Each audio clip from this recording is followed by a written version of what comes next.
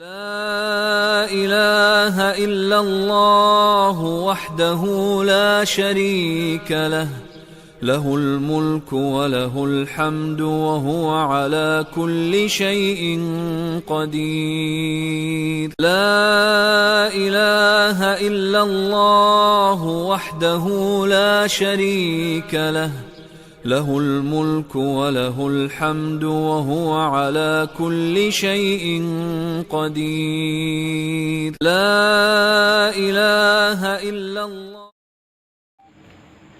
اعوذ باللہ من السمیع العلیم من الشیطان الرجیم. بسم اللہ الرحمن الرحیم. ناظرین السلام علیکم. میں ہوں سید محمد علی تقی ٹی وی میں آپ کا خیر مقدم کرتا ہوں، اور آج 11 ذی-القعدہ ولادت امام علی رضا علیہ السلام کی مبارکباد پیش کرتا ہوں. امام علی رضا علیہ السلام کی ولادت کے اس پرمسرت موقع پر تمام عالم اسلام کو مبارکباد کے ساتھ ساتھ امام رضا علیہ السلام کے بارے میں کچھ باتیں بتانا ضروری ہے.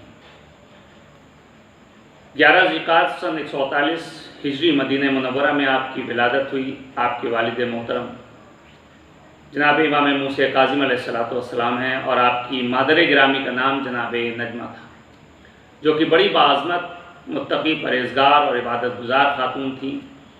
امام علی رضا علیہ السلام کی ولادت کے متعلق روایات میں ملتا ہے کہ جب آپ کی ولادت ہوئی تو امام موسیٰ کاظم علیہ السلام نے آپ کو آغوش میں لے کر فرمایا کہ یہ زمین پر خدا کی نشانی اور حجت اللہ کے فرائض کا ذمہ دار ہے.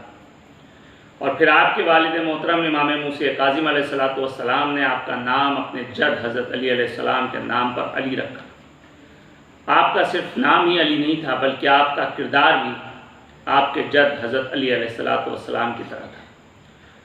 رفتار، گفتار میں، کردار میں، عبادات میں اور یتیم پروری میں آپ حضرت علی علیہ السلام سے مشابہ تھے. آپ کی کنیت ابو الحسن ہے، اور آپ کے القاب میں رضا، صابر، ذکی اور ولی وغیرہ ہیں جو آپ کی سیرت کو بیان کرتے ہیں. ابراہیم بن عباس کہتے ہیں کہ جب تک میں رضا علیہ السلام کی خدمت میں رہا تو میں نے دیکھا کہ آپ نے کبھی کسی شخص کو سخت الفاظ نہیں کہے اور نہ ہی گفتگو کے دوران کسی کی بات کاٹی. امام رضا علیہ السلام کی بات کرنے کا طریقہ یہ تھا کہ جب تک کہنے والا اپنی بات کہہ کر خاموش نہیں ہو جاتا تھا، آپ اپنی بات کا آغاز نہیں کرتے تھے. جب سامنے والے کی بات ختم ہو جاتی تھی تب آپ اپنا نظریہ فرماتے، اور نہ ہی کبھی آپ نے مانگنے والے کے سوال کو رد کیا، اور نہ ہی کبھی دوسروں کے سامنے پیر پھیلا کر بیٹھے. امام رضا علیہ السلام اپنے خدمت گزار اور کام کرنے والوں کو کبھی برا بھلا نہیں کہتے تھے، اور نہ کبھی ایسے الفاظ زبان پر لاتے تھے جس سے ان کی دل آزاری ہوتی ہے. آپ کبھی بلند آواز سے نہیں ہنستے اور نہ ہی کبھی قہقہے لگاتے. آپ کی ہنسی صرف تبسم کی صورت میں ہوتی تھی. یہ ہمارے لیے درس ہے. آپ کے بلند اخلاق کا یہ عالم تھا کہ دسترخوان پہ ہمیشہ اپنے خدمت گزاروں اور کام کرنے والوں کے ساتھ کھانا نوش فرماتے تھے، یہاں تک کہ گھر کے دربان کو بھی دسترخوان پر بٹھاتے تھے. آپ کے دن و رات زیادہ تر عبادت میں گزرتے تھے. آپ رات کی تاریکی اور تنہائی میں صدقہ دیتے تھے. امام علی رضا علیہ السلام نے اپنی زندگی میں بہت سے غاصب بادشاہوں کے دور دیکھے. منصور دوانیکی کے دور میں پیدا ہوئے 158 ہجری میں، عباسی سن 169 ہجری میں، ہادی عباسی سن 170 ہجری، ہارون رشید عباسی اور سن 194 ہجری میں امین عباسی، اور 198 ہجری میں مامون رشید عباسی کا دور دیکھا. لیکن اس کے باوجود آپ نے تمام دینی فرائض کو انجام دیا. امام علی رضا علیہ السلام کے وسیع علم کی وجہ سے آپ کو عالم آل محمد بھی کہا جاتا ہے.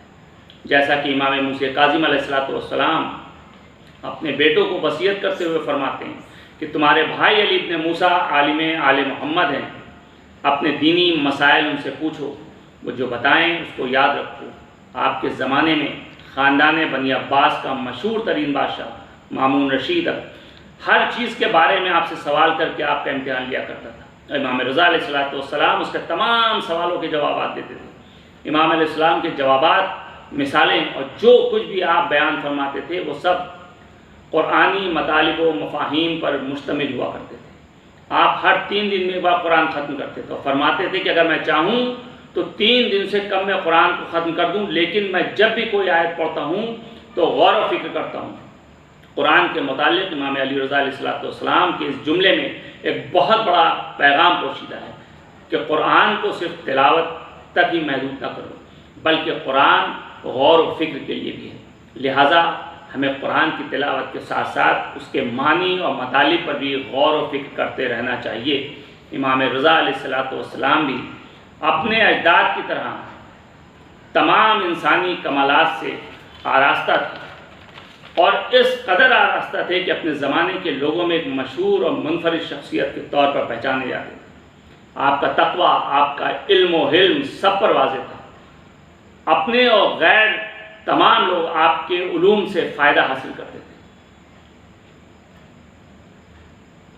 بیان ملتا ہے کتابوں میں کہ علی ابن موسی رضا علیہ السلام سے عالم کسی اور کو کسی نے دیکھا ہی نہیں، جو عالم بھی ان کو دیکھتا وہ عالم ہونے کی گواہی دیتا۔ مامون رشید بھی الگ الگ مذہب کے علماء کو اپنے دربار میں بلاتا جو امام رضا علیہ السلام سے مباحثہ کرتے، مگر امام رضا علیہ السلام ان پر غالب ہو جاتے اور وہ سب آپ کو علم و فضل کے قائل ہو جاتے اور اپنی کوتاہیوں پر اعتراف کرتے۔ امام رضا علیہ السلام نے اپنی زندگی میں ایسے مخلص اور صاحب علم شاگردوں کی تربیت کی جنہوں نے آپ کی زندگی میں اور آپ کے بعد دین کے دفاع اور اسلامی تعلیمات کے سلسلے میں آپ کے مقصد کی پاسبانی کی، اور اس کے نمونے آج بھی کتابوں میں دیکھے جا سکتے ہیں۔ آپ کے اقوال و احادیث آج بھی لوگوں کے لیے مشعل راہ ہیں۔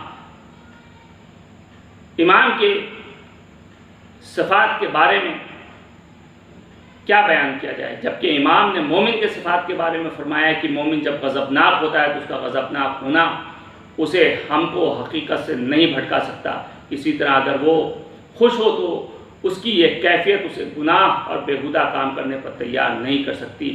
آپ فرماتے ہیں کہ مومن کو ہر وقت ایک دوسرے کی فکر اور پریشانیوں میں ایک دوسرے کی مدد کرنی چاہیے، جیسے کہ رسول اللہ صلی اللہ علیہ وسلم کی ایک حدیث بھی ہے کہ ہر مسلمان کو چاہیے کہ اپنے مسلمان کے بھائی کے بارے میں فکر کرے، اور جو مسلمان بھائی کے متعلق فکر نہ کرے وہ مسلمان نہیں ہے۔